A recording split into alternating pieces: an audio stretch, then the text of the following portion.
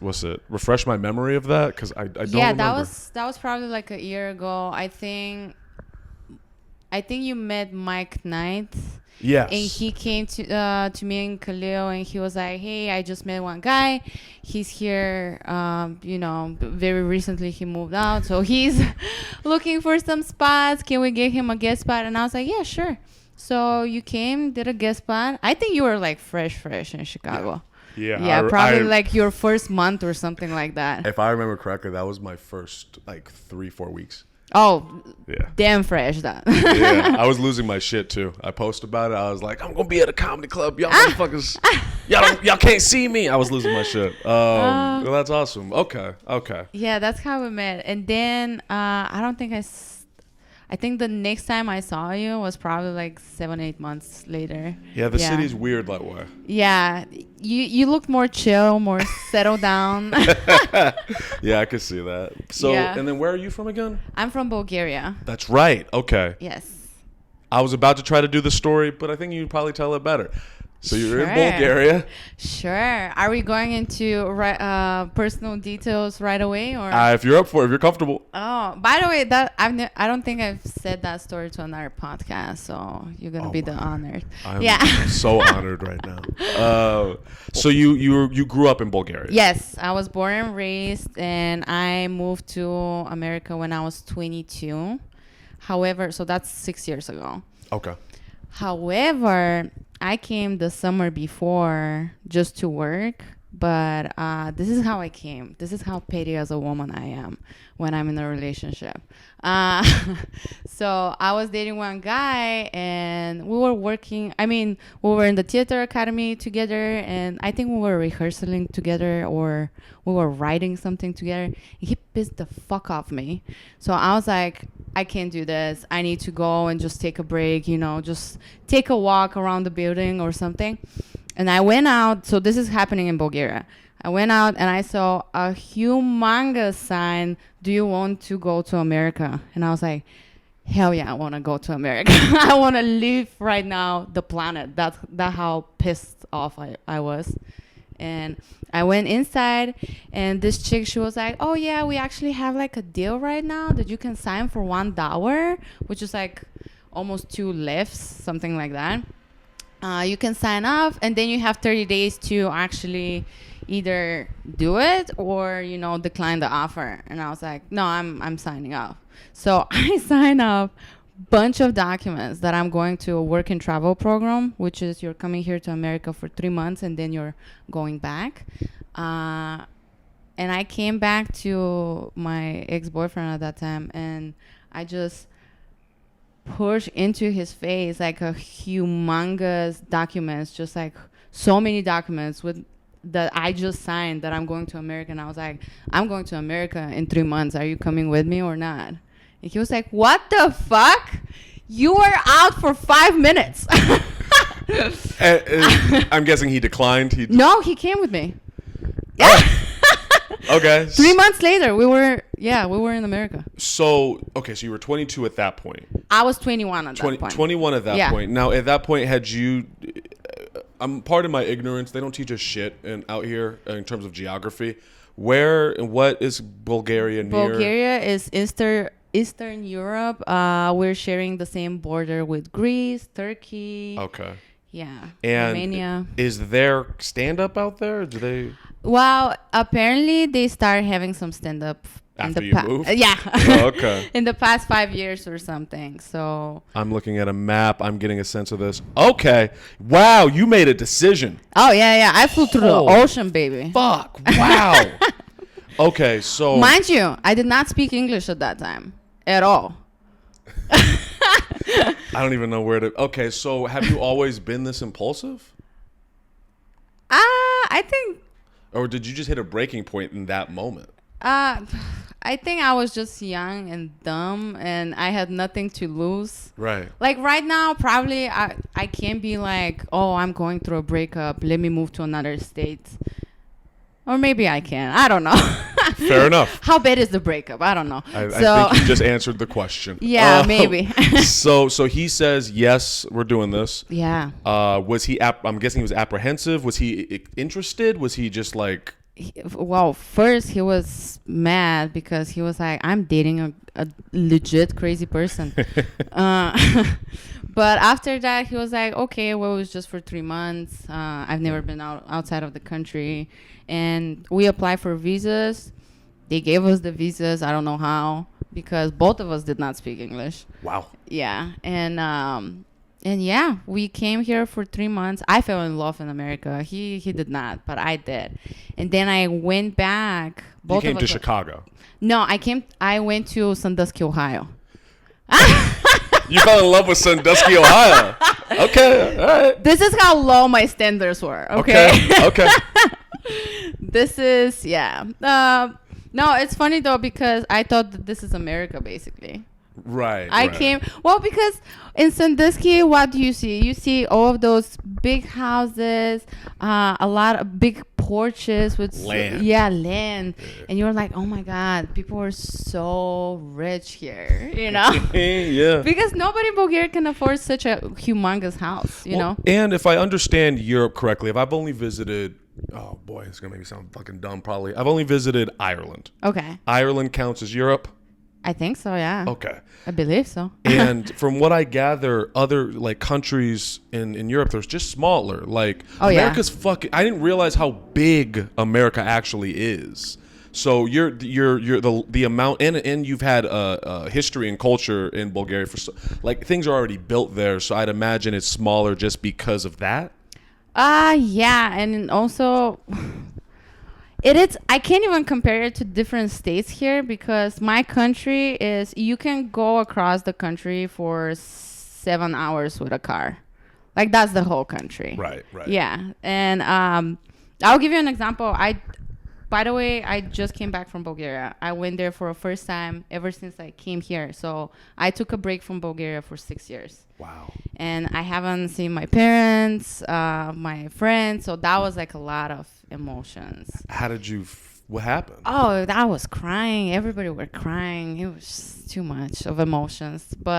And too long, by the way. I took a vacation for 5 weeks there. 5 weeks was too much? It was too much. After the 4th week, I was like, get me on the first plane to Chicago, because I can't take it. Yeah. I thought that I'm going to miss my parents more than I actually did. Yeah. I hope they don't listen to this. So you moved to Sandusky, Ohio. Yeah. No English. No English. But how did you survive? What did you do? Well, I was with him, so we helped each other a lot. And also, I was so fascinated by the culture. And one of my biggest dreams was actually to come to America, ever since I was a kid. So when you're fascinated from something, you want to learn. I was like a baby brain, so I was learning the language very fast, and the culture and everything. So the first 3 months was a lot of sign language. Yeah, just gesturing, pointing at you. Yeah, then I came back to Bulgaria, and whatever I learned for 3 months basically disappeared, because you have to keep going and going. And when I officially moved next summer, so I came back again to Sandusky, Ohio. And then I was like, okay, I have to learn it. So it took probably like good 2 years till I was confident to sit down one-on-one, like it's right now, me and you, and actually have a full-blown conversation without me being super nervous, like, oh, he's going to say something and I'm not going to understand him, which is still happening to this day. But, it's way more like I can work with it. Yeah, I'm bilingual as well. And so I know that I learned American Sign Language. Okay. And I learned when I was 8 or 19, I started teaching myself. And there is this point where it feels like in the beginning everything happens fast. Yeah. Like no matter how slow someone's speaking, they're speaking fast. Yeah. And then as time goes on, all of a sudden you start picking things and it feels like they're speaking slower, and I get the process. Yeah. So you're in Ohio, and so you move here 3 months, go back, a year goes by, you move back to Ohio. Yes. Okay. So I went there, and the first year I was talking to 3 people, Bulgarians, who actually decided to stay in the country. Okay. And they moved to Chicago because somebody heard that Chicago has the biggest Bulgarian community. Does it? Yeah, it does in Des Plaines. Yeah. Which neighborhood? Des Plaines. Displace. Des Plaines. Des Plaines. Yes. I'm gonna look this up. Do you know how to spell it?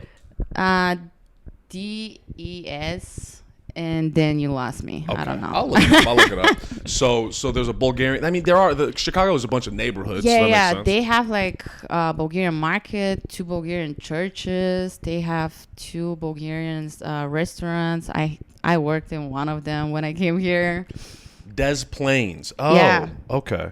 Oh, so so you're in Illinois. Okay. Yeah. Interesting. Okay. It's still here, yeah. Right. But I was talking to them, Mm-hmm. and then when I came back, so they're already 1 year ahead of me in Chicago while I was in Bulgaria. So I came back to Ohio, and I was still in contact with one of the chicks, and I was like, hey, I'm actually thinking. By the way, the second time when I came, I didn't came with a guy. We were out. Right. So you came back, broke up, came back alone.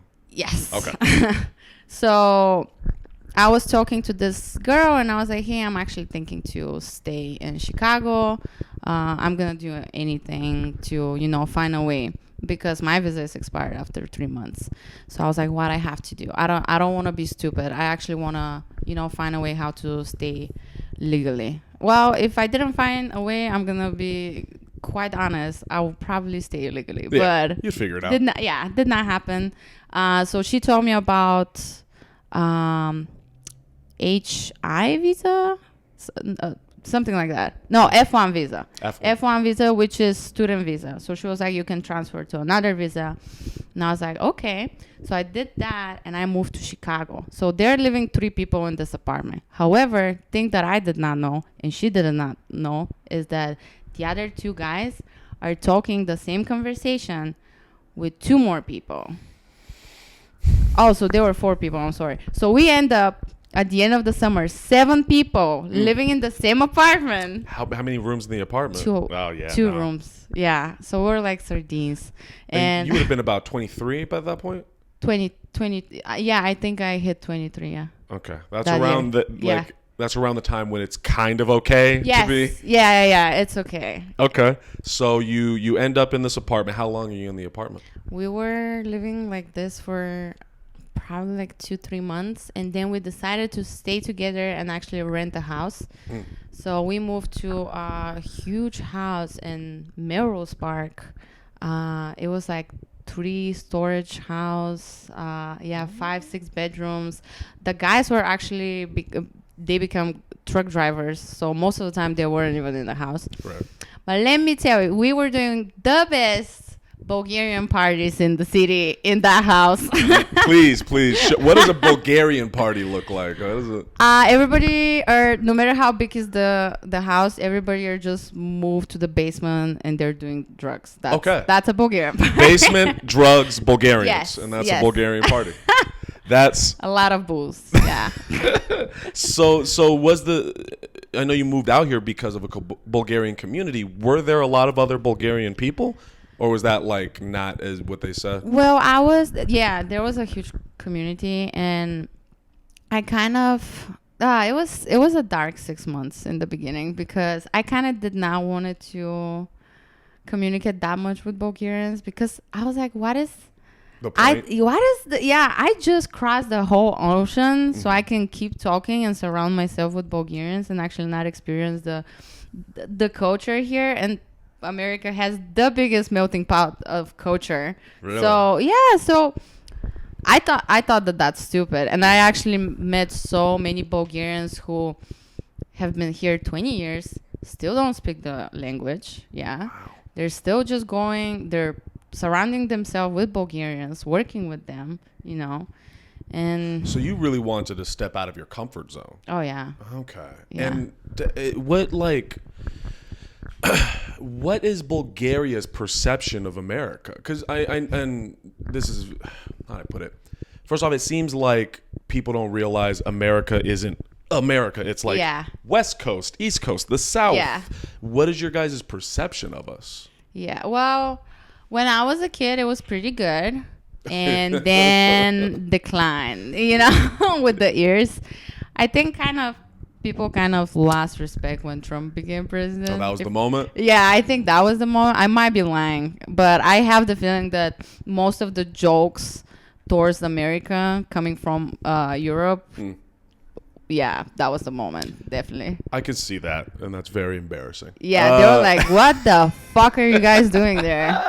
Fuck, I didn't vote for him. Nah. So you came out here, and I'd imagine it was tough because that, I don't want to describe it as a safety net, but that you're around other Bulgarians, and that feeling, it's very easy to be like, let me just stay here. Yeah. So you were trying to step out of your comfort zone and go see other people, but how was your language? How was English at that point?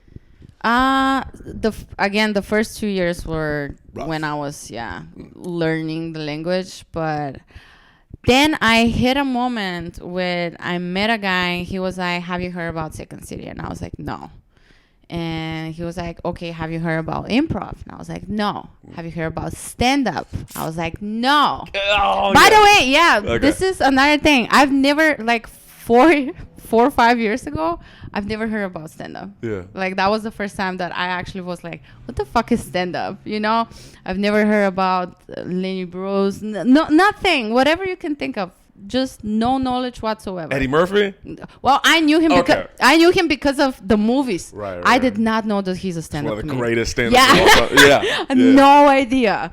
So that was like a So you met this guy, and it was a dating type of thing, or he just well, at that time, I think we were just friends, and then at some point we crossed the line. Okay, fair enough. Consensually crossed the line. Yes. Okay. But just for a moment, and then we get back to just being friends. Okay. So, but I'll give him that though. He was like, listen, because I graduate acting, you know, and he was like, do you miss the stage? And I was like, I miss the stage so much. And he was like, well, go, let's sign you up for improv. This is how you're gonna, practice your English. You're gonna just, meet a lot of Americans, and you might find somebody to marry for a green card, like stuff, good things like that. Yeah. And he was like, and also you're going to be on stage, so you're not going to be that miserable. I was super miserable. Really? Yeah, because I've been on stage ever since I was 14. Oh, that's right. And it was... so you were acting in Bulgaria? I was puppeteer. Yeah. All right. So I was a professional puppeteer. The marionette or the everything. Okay, all of it, even shadow theater, everything. Yeah. I did that for 4 years. That is my degree. Wow. Okay, so at the time you wanted to be an actor when you were in Bulgaria? Yeah. And then moving out here, that I mean, obviously that would have been difficult to translate until you found Second City. Yes. So it was a lot of depression, not doing well. Dude's like, hey, try this out, get on stage. Yeah. And was that when you started to see the light? Was that when? Oh, definitely, yeah, because I was like, even the first time that I just jumped on stage, I was like, God damn, I miss that so much, There's no feeling. Oh, yeah. But... Ooh, yes. Give me the stories. It was very hard for the people who were on stage with me. Just bless their hearts, because I didn't understand that much, and to improvise with somebody who does not speak your language is kind of annoying. Yeah, and people speak fast. Yeah, exactly. But they put the effort with me, and after a year, one of my teacher, he came to me and he was like, "Why don't you try the conservatory?" And I was like, what is the conservatory now? Why people keep coming to me, just talking to me some weird stuff? Yeah. And he was like, well, you can go there, and if you apply, you might get in. He was like, you have an interesting point of view only because you've been raised to another place. And he was like, just go and try. You don't have to pay for it. And I was like, fine, I'm gonna go. And I got in. I guess they need, your opinion in the I hear that I get the quote. I hear improv has a quota issue, a diversity issue out here. That's what I've been told. But regardless, congratulations on that. Yeah, I got in, but for one reason or another. Okay. But I definitely can say that my English improved so much thanks to improv, because you have to be on the spot and this and that, and somewhere in between, how I love joking, something went very wrong and I started doing stand-up. Yeah. So how long were you doing improv and then the conservatory? 2 years. 2 years in improv. So now you're about 23, 24, 25. Everything okay? Oh, okay. Yeah, let me stop this. No, you're good. So you're about 25 and you've been doing improv. Your English is getting better. It sounds like you've gotten some more distance from the Bulgarian community a bit. At that point, I think I was still living with Bulgarians, and I think I kind of cut myself completely off a year ago. Yeah. Okay. Yeah, that was my breaking point. I was like, no more. And I kind of got disappointed from Bulgarians and everything. I will ask about that soon. Bulgarian disappointment. Yeah, I have to write all this shit down. I know it feels like I'm doing a therapy session with people, but so then what exactly made you make that switch? Because I know in talking to a few improvisers out here and comedians out here, improv and stand up. No. Yeah, we don't fuck with each other. No. Gang. Oh, it's not like it's not like we don't fuck with each other, Like, I just think that comedians, like stand-up comedians, are a little bit more cockier. Yeah. Like, they're like, oh, improv, ew. Like, why? It still requires a skill. Yeah. And a lot of those stand-up comics actually don't have that skill, so they can shut the fuck up. Ooh. Throwing that. Okay. All right. No, it is and a lot of improv people don't have the skills to be an stand up. So I don't understand why they just shitting on each other. It's a different skill, and just be grateful that it's like me shitting on rappers just because I cannot rap, I get you. Yeah. So what was it that made you get into stand up? I think I liked it more just because I hit the point that I really wanted to express everything that is happening in my mind, and what I went through as an immigrant, and what I'm seeing, the difference between Bulgarians, Europeans, Americans, and I just wanted to just kind of take it out of myself. And I went to an open mic, and it didn't went good. It was okay. Where was it? Do you remember? Yes, the comedy bar, the old location that they have. That was before the pandemic. Oh, then I don't know where that is because I didn't move out here until after. Yeah. So where was the old location? It was somewhere in downtown. Kill me. I don't know streets or anything, and I've been 6 years here. It's all good. I'm still learning. I don't even know my street. It's that's how bad it is. So you went to do an open mic at the comedy bar. Old comedy bar, pre-pandemic comedy bar, and it was fine. It was meh. It was meh. I don't think there's like a person who just murders on there. Even if they say that they murder, I'm like, did you though? It's like when you start doing it and then you look back on the video, if you have it, you're like, oh, it was terrible. Do you have the video? Dude, I have the video, and I actually tried to watch it probably more than 10 times, and I just watch it the first 30 seconds, and it gets so cringy, and I'm like, I can't finish it. I've never finished that video. Never. If you want me to die on the spot, just play that video to me. Just curl into a ball and never come out. Oh my God. Yes. Yeah. I get you. But where was yours? When and where I'm from California. Okay. Riverside, and it was the first time I did stand up was in this basement at this coffee shop called Back to the Grind. And it was in the middle of the day, and I didn't write anything. I came from improv. Mm-hmm. So I did improv since I was 14 till about 24. And I did stand up for the first time when I was about 18. So I was in this basement and some sort of open mic, and I just was fucking spastic and loud. Like I had all of the improv confidence without any of the stand-up skill or technique. Yeah. So I was able to write there, and they're just, luckily, there was like these two women who, for some reason, they just enjoyed me. They enjoyed what I was saying, and I skated off of their energy and laughter, and I got through it. And then I just started doing stand-up as much as I could in the area I was from. But people think that when they picture California, they're picturing LA. Have you been to California yet? Yes. Okay. Once. Which part did you go to? I was in LA, Santa Monica, Santa Barbara. I love Santa Barbara. You went to all the dope spots. Yes. And where was I? San Diego. Nice. Also. Yes. So you went all the cool places of California. I did not go to San Francisco though. I really wanted. Oh, yeah. It's great. It's steep. Everything really steep, but it's great. In California, it's so big. California's huge.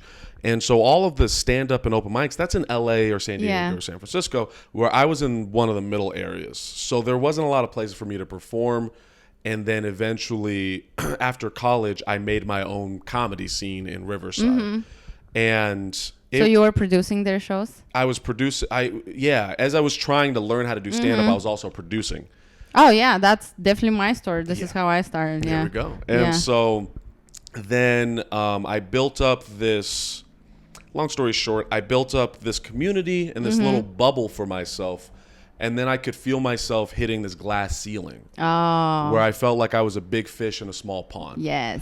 And then then the pandemic hit, and long story short, I was like, I need to get out of here. So I moved to Chicago because I knew it was bigger, and I knew that I needed to grow, and I came here. Why not LA? Because I don't like the vibe of LA. It feels kind of fake, feels plasticky. Yeah. I also wanted, I have so much admiration for what you did of moving so far away, and your thought process of, like, I don't want to be around a bunch of Bulgaria. Yeah. Like, I moved away from that. Yeah. For me, I also had this moment of, like, I had it later in life, this moment of, why am I here? Like, I don't want to be a townie. I don't want to be in the same place I've always been my whole life. And LA isn't far enough. Bulgaria, what is the equivalent? If you could drive to fucking what? I don't know. What is another country near Bulgaria? Romania. Sure. If you went to Romania, it wouldn't feel like going to America. And so part of it was I just don't like the vibe of LA. The other part was I wanted to go to a place where the comedians are known for being killers, all of them. And Chicago, as I'm sure you know by this point, Chicago is so fucking slept on in terms of... I don't understand why. I think it's industry. So, like, LA has Hollywood and New York has Broadway. Yeah. Chicago has Second City, but our stand-up out here is unmatched. And we don't have industry. People out here don't know how to market themselves in the same way they do in LA and New York, in my opinion. Yeah. I can, so this is what I actually realized when I went to Bulgaria, because I went to their stand-up festival. So for the first time, I actually saw Bulgarian stand-up, and I was like, okay, they're not bad. I mean, and they're talking in Bulgarian, so for me it was kind of weird, you know, but they were not bad at all. And however, comparing to Chicago comedy, holy shit, we definitely have one of the most, you know, killers, like one after another. And I spoke about this with a couple of people, and they said the same thing. Dude, when I go to a small town or city, whatever, and I perform there, like, you are from a decent comic in Chicago, you're just like moving to a killer in another town. It's so weird. I felt it when the first time I went to Indiana, the first time I went to Wisconsin, and I saw, again, no shade, when I saw the other comics at this open mic, I was like, oh fuck, it's not even fair. Yeah. Like, it is, I don't know what it is about this city. I guess it's because it's so diverse. Yeah. And there's so many places and avenues to perform. And people take it so seriously. Yeah. Like, if you move to Chicago for comedy, you're doing it for comedy. You're not trying to be a famous actor, be a famous producer. You're trying to be a comic, and it's laser focused. And I am so happy that I moved to Chicago. Yeah. So, yeah. Yeah, that's... No, for real. I definitely felt it when I came here. Mm-hmm. Well, when I came back, it's wow. It's intense. Yeah. But well, fuck, what was I gonna say? Okay, so you started doing stand up. You did comedy bar, and then you kept doing it. No, so I had probably like 6 months before I do the comedy bar when I was just like working and creeping on people. Nice. Just going to open mics and just, getting familiar with the whole scene. Mm-hmm. And I was like, do I really want to do this? And one day I was like, okay, I'll just go and try it. And I think I also signed up. Oh, yeah, that was it. I also signed up for a stand-up class. But the thing is that I didn't sign up because I wanted to do stand-up. I signed up for it because I wanted to practice my writing in English. So basically, okay, I wanted to practice English. And I did because if you want to learn something, you have to find the best, way for you. And to put me on a desk and be like, oh, now write me an essay, it's not going to happen. How I learned English through improv. And I was like, how do I want to learn writing? Maybe through stand-up, it worked out. So I did that stand-up class, and my teacher was like, dude, you have to go to an open mic. And I started lurking there for a couple of months, and one day I was like, okay, I'm gonna just do it. And I also did a show with them, but I didn't take it like super seriously or anything. And what was I saying? I lost my point. So getting how you started to really start doing stand-up. Oh, yeah. And then pandemic hit. Oh, yeah. Okay. Yeah. So basically when I started doing it, I was probably like 2-3 months in. Mm-hmm. And most of it, I was not like serious. I was doing like 1 or 2 open mics per week. Most of it, my buddies. I loved my buddies at that time. I was so obsessed with it. And every Monday for 2 months, I think I was there. Was my buddies set up the same? Is it the competition? Yeah. At that time, I think Dario was hosting the whole thing. Mm-hmm. I know that name. Yeah, Dario Dunham. I don't think I know that person in personal. He's producing a bunch of shows all over city. I'm pretty sure that if you see the face, you'll be like, I know the dude. Okay. But yeah, I was doing their open mic, and then pandemic hit. Mm-hmm. And I went crazy in my house. Oh, were you still living with the Bulgarians, or what was your situation? I was living with at that time I was in another relationship with Bulgarians, so we're living together. Okay. Yeah, but we broke up 2 weeks before the pandemic hit. But you were still living together? Yeah. Oh, shit. Okay. Well, you're still alive? Is he still alive? He's still alive. Well, that's good. But yeah, it was kind of hard because we broke up, and I was like, hey, I'm going to find a place. Can you give me just like a couple of weeks, to find a place and this and that? He was like, yeah, you got it. Don't worry about it.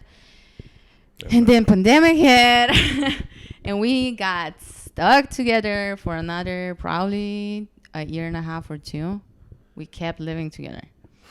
Yeah. So let's break this down because okay. I don't know how the pandemic and quarantine affected you. We'll find out. Yeah. For me, on a personal, selfish level, is one of the greatest things that has ever happened to me. Yeah, I agree. Okay. I'm excited to see this thing. I remember, do Bulgarians give a fuck about Kobe Bryant? Yeah, they kind of did. Okay. We're more bigger on soccer. Gotcha. Yeah. Football, as they say. I'm so intelligent. So I remember going into 2020, everyone was like, no, this is my year. Oh, yeah. This is going to be the year. And then Kobe died. And then I remember hearing the inklings. When did you start hearing about COVID? Do you remember? Oh, I was still working. That was December. Oh, no, not December. maybe no, December I was in California for the first time. I was doing vacation. So when I came back, probably was like February or something like that. Okay. Yeah, so February. You started hearing about it? Hearing about it, yeah. And I was working, I was working in the bar. My manager was a Filipinian guy. Yeah. And he was telling us that they're going crazy there. And he's like, dude, in the Philippines? Yeah. He was like, everything is going to shut down. China is shutting down. This is serious. And my boss, he's a Greek guy. He was like, shut the fuck up. Nothing's going to happen. We're on the other side of the world. And he's like, dude, I'm telling you, China is not shutting down for nothing. Yeah. And he's like, it's coming, bro. We're going to shut down. Bam, 3 weeks later, everything shuts down. And I was like, God damn it, RJ. How was your family doing during all of that? Oh, Bulgaria did not give a fuck at all. It just doesn't even... Okay. No, well, they registered it. So this is what happened with Bulgaria. I hope Bulgarians do not come back to me if I'm wrong. But from what I understood is COVID hit. They shut down everything. And the thing is that Bulgaria did not give anything to Bulgarians because here you were getting $600 per week. Then you had stimulus checks and this and that. Bulgarians did not get shit. So after 3 weeks, they were like, government, knock, knock. What the fuck are you doing? We have to make some money. So they're like, I'm not supposed to go to work? Well, go fuck yourself. I'm going to work because we're starving here. Right. So they reopened everything. And they were like... Oh, so Bulgaria just raw dogged it. They just went for it. Yeah, I think they were like closed for a certain amount of time and then closed them again. But Bulgarians did not have it at all. Is that a cultural thing where there's a... Not a stubbornness, but like a now fuck you, I'm doing what I'm gonna do. Oh, I'm pretty sure that if they were paying them to stay in the house and not doing shit, they'll be like, oh, that's nice. Okay, so it ultimately came down to we need to work. We need to work, yeah. That's because fair. We're starving. That's fair. Okay, so then March hits, it's lockdown. March, and then when did George Floyd get killed? Do you remember?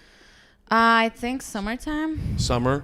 It was because it was May. It was my birthday month. Yeah. Later May. So then what was happening for you? Because I know there are protests, and I know that people got stuck in the city, and it was wild. I was living in a humongous bubble in that time. Okay. I had no idea what is happening. I mean, so everything I care because I remember that my best friend got stuck downtown, and I was like very, very I think she got stuck on the south side because she's a rapper, and she was recording something with a bunch of people, and then she needed to come back with them, and she was giving them all rights because you know how musicians they have no cars, and so she was driving their asses left and right, and she got stuck and I was like super nervous about it. But other than this, I can't recall because I was literally living in my own bubble mentally at that time. And it sounds like you were truly isolated. Yeah, I was. So this is how the pandemic went in my side. Pandemic hit. I was going after a breakup. I was stuck in a house. Also, because I was a student, I was not getting any of the money that the government was giving. So I was not eligible for anything.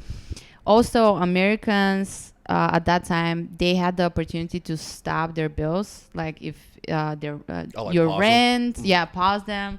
Loans, anything, school. So my school bills were still going. My rent was still going. At that time, I was trying to fix my papers. So my lawyer bills were still going.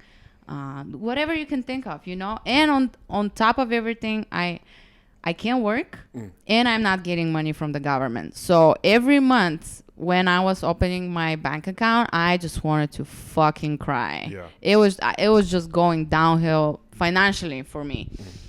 But on the other side, I started my YouTube channel at that time. I learned how to manage social media. I learned how to edit videos. I create a whole product. So I started a product-based business. Yeah. I was like super creative. I did not stop even for a day. It sounds like, and I know what you mean, that we needed a break. Now, granted, it's tough because that wasn't a break. Yeah. It was like there was still so much stress. Oh, yeah. But it felt like, for me, it felt like a different type of stress I'd never felt before. I was used to get up, go to school all day type of stress. Go to work all day type of stress. I wasn't used to, survival mode. Yeah. It's not to say I want to live in a third world country where I have to survive all the time, but there's something to be said about like, my stress isn't traffic. Yeah. My stress is there's something a little more primal about it, and it makes you feel almost more human. Yeah. Well, that's the thing. Nobody knew shit what is happening. It felt like apocalyptic. Like at the end of the world, are we gonna turn into zombies or what is happening? It was really crazy. It was kind of excited though. I was like, hell yeah, the end of the world. Let me see what's gonna happen. Yeah. Well, I feel you. And there was for me that was when I started getting into Buddhism and meditating and all of that. Oh, nice. Yeah. And so there was a moment during all of that where when it was shut down, I got into this Zen place. Mm-hmm. And then as it started to open up and I was around people again, the anxiety came back. Oh, yeah. And that's how I knew, that's how I knew, I needed to get out of here. So that's Chicago came up and, Oh, so you moved like 6-7 months after the pandemic hit? Or 1 year? A year. I moved in late July 28th of 2021. Yeah, last year. Yeah. So yeah, what am I talking? Yeah, this is how we started the podcast. Yeah, but I made you 3. Yeah. But things started opening up, and then you get back into stand up. Yeah. So I got invited from one guy. He's the ex-director of art director of Playboy magazine. Hot. For 15 years. By some coincidence, I got introduced to him when I was working for another company. He adores me to this day, and he was like, "You're so creative and this and that, and you're doing this and no." So he has a studio in Chicago, and he had an idea at that time to stream his show. So he's basically producing shows inside, so he wanted to stream it. And he was like, I want you to come and do stand-up. At that time, again, I done stand-up for 3 months before the pandemic. And now you want me after a 1.5 year break, not being on stage, to come and do a stand-up. I was like, okay, I got you. Yeah. So I went there. It was kind of okay. And I think after that, I got booked at my buddies. And from my buddies, I met Khalil. And then I started working in one bar. And one day I was drinking in that bar, and I was joking with the owner. He was like, well, why don't we make a comedy? I'm tipsy as fuck. I'm like, why don't we make a comedy show here? And we're going to just move the pool tables and da-da-da. And the owner, he just looked at me. He was like, I have a whole, room in the back with a stage in a bar. And I was like, what? He's like, yeah, do you want to see it? And I was like, yeah, I want to see it. And then I remember that I actually drank a couple of times there and blacked out. But because they were just using that room for people to smoke during the pandemic, right. So they cannot go out. And, I hope. Okay. And if you need me to cut that out. No, that's okay. Okay. All right. So yeah, and I connect with Khalil again, and I was like, hey, do you wanted to produce a show? I think I found a venue for some reason. Yeah. He was like, okay. And it's just, everything came together. It was so weird. I did not ask for this. Yeah. I did not ask to produce a show or anything, or even get super involved with it. Just happened. And because I spent 1.5 years in the house learning marketing and learning how to edit videos and how to do flyers, again, it came together, and I was like, oh, well, thanks to that 1.5 years, now I have the knowledge. I built the whole branding for the Red Room. I built the website. I built the flyers. And basically, we made the Red Room out of nothing. It was a warehouse, this room. Oh my God. Okay. Yeah. This is okay. Okay. That's fascinating. So it was weird as fuck, dude. the universe, man. Yeah. So as things were opening up is when you guys made the Red Room. Yeah. Okay. And that's you and Khalid. So you guys, how does it, what is your, do you co-owners? How does that work? So Tony is the owner. He owns the bar because they're connected, Mark II and the Red Room. Mm-hmm. So he's the owner of the building and the business, whatsoever. And me and Khalil, we became basically the producers of. We start with one show, and this is another weird thing that just everything came together. Okay. The owner Tony, that's a sad story. His sister passed away apparently 5 years ago. Mm-hmm. And her biggest dream was to own a comedy club. And 5 years later, here I am, drunk as fuck, talking about comedy. Yeah. Comedy. Yeah. And in his mind, he was like, oh shit, well, let's do it. So me and Khalil, we were talking to make just one show. Then the show was successful because I pressed the button, family and friends, come here and see us. And it was like sold out. I think we had like 3 sold out shows, one after another. And then Tony was like, well, how about opening a comedy club and just do it as a comedy club? We didn't have the sign. We didn't have anything at that time. We had just the website. And I was like, holy shit, this is growing fast. And then I think we worked towards it like a couple of months. And at some point, it did not make any sense to me. And I was like, listen, you're either making me a manager of this place or I'm out. And he was like, well, yeah, it sounds reasonable. Because I got to the point that if you, for example, you want to produce a show right now, I'm not going to be like, oh yeah, just give me the rent money and you're on your own. One, I'm going to sit down with you. If you need help with the flyer, I'll help you with the flyer. Then I'm going to promote you all over the social media. I'm going to schedule campaigns, like email campaigns to all of the people. I'm not going to let you fight. Like if you win as a producer in the Red Room, I win as well as a manager at that place, And I'm proud to say that because I produced shows in other venues and I saw that not everybody are doing. So this is your only job now, right? Do you have 2? Not exactly. Okay. I also manage a couple of social medias and comedy is never enough when it comes to money. Yeah. I also have a couple of side businesses. But you're your own boss, I think is what I'm getting. Kind of, to a certain degree. Okay. I still bartend and serve, once or twice per week. But I do have my... so I create a product. It's a vision board. So now I have like a separate business. I'm selling those vision boards on... I have my own website on Amazon. I'm trying to get into wholesale.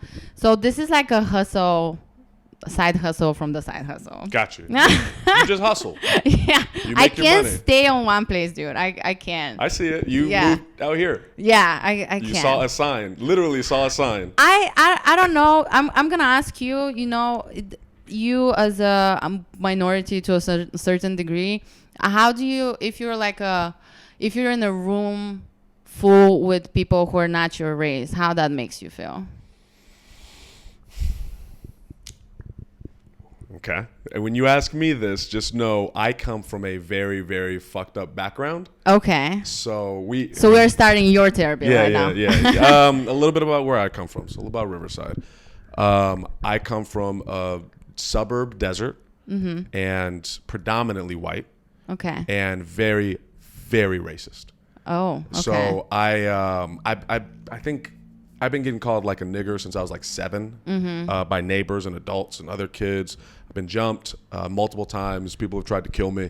Damn. Yeah.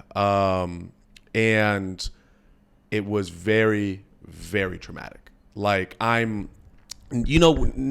relate to you a little bit, when you moved from Bulgaria, I assume the more distance you got, the more you were able to see kind of objectively, like, where did I come from? Yeah. I'm only a year and like a month or two removed from Riverside, and I'm just now understanding how horrific I grew. I didn't realize now looking back. I didn't realize just how bad it was. I have I think I have PTSD. Like I find myself, if I'm in a space around certain types of white people that I just don't get a good vibe from, I get antsy, I get paranoid, like I get in this fight or flight, like I'm ready to fight people. It gets really bad. So when you ask me this question, know that my experience has been pretty horrific. So my answer to that is, when I'm in the room and are we talking all white? Yeah. When I'm in a room with all white people, I am 100% on my guard. Even if I know most of them, because I knew all of those people growing up. Then Trump came in. Yeah. And then they kind of showed who they really were. So yeah, that's my answer to that. Oh wow! I'm curious. Why do you ask? I just wanted to ask you because I think I'm kind of addicted to being fish out of water. I just love it. Like when I came in, it's so weird because now when I went to Bulgaria, I still feel like a fish out of water because now you're Chicago now. Now I'm Chicago, because it was weird because somebody called me and they were like, "Oh, Chicago, what's going on?" And then somebody else is calling me and they're like, "Oh, hello, America." And I'm like, what is going on? It's so weird, but I kind of love it though. There is something cool about being unique. Yeah. And I can see what you mean about, like, to relate to this. A little bit more about me. Yeah. Hey, here's more about me. Another reason I moved was to escape that type of racism and find my own community with my own race. And so there's some of these people in these pictures. This is Ty Riggs. Do you know Ty? Yeah. You know Ty? Yeah. He hosted before me. Yeah. Like, I've gotten really close with him because I needed to be around black people. And now I know what you mean, because when I'm around a large group of black people that also grew up around black people, I still stand out. Yeah. Like, they can still pick up on the fact that I didn't grow up around here. And there is some excitement to that. It makes you feel almost special or different, or you have a perspective that nobody else can have, and that can be fun. So I think I know what you mean by that. Okay, we're good. We were gonna wrap up soon. Okay, so we do the picture. I should make my sentences full. Your story is incredibly impressive. Oh, thank you. And I think that most people I've ever do not have the balls to like. I wanted to wait till I got everything out, so I got to hear the whole story. That is so impressive, and I don't know if you seem confident enough in yourself, but I think you should be so proud of yourself for doing that. It's fucking crazy. Thank you. And just your clear intelligence and resilience is unmatched. So. Yeah, that's my thing. Anything you want to say before we go? Thank you. No, well, thank you for having me. Yeah. If I can promote something, I'll be very grateful. Please. Well, that's actually huge news. We used to. So there's one guy who invited me to take over his show. His name is James Webb, and the show is called Stand Up. And we actually gonna put it in the Den Theater starting November. So yeah, I'm super excited, and the more people come and support us, that will be great. And I am looking forward to produce a show in a goddamn theater. That's amazing. That'll be like, I'm looking forward to it, and I'm super excited and super stressed out about it. But yeah, whoever is listening, especially I assume that most of the people who are listening are comics. Other comics, yeah. They're always welcome. They're always welcome to come, and please come and support the show, because we're gonna, guys, need you in the first couple of months. All right, I will clip that and I'll make sure that goes out. Yes, thank you. All right, let's do this picture. Yes.